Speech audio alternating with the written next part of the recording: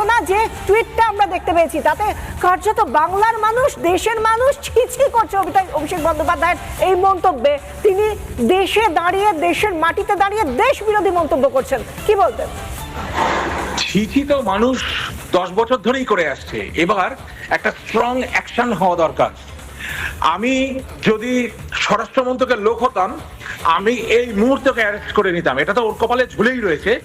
একটা ছোট্ট ফকরা ছেলে, হ্যাঁ, ক্লাস 8 পাস করেছে কিনা কোনো ঠিক নেই, লটারিতে টিকিট পেয়ে পিসির অনুপ্রেরণায় ওই মাথায় হাত রেখে খুন খারাপি, দঙ্গল, রাহাজানি সমস্ত কিছু করেছে।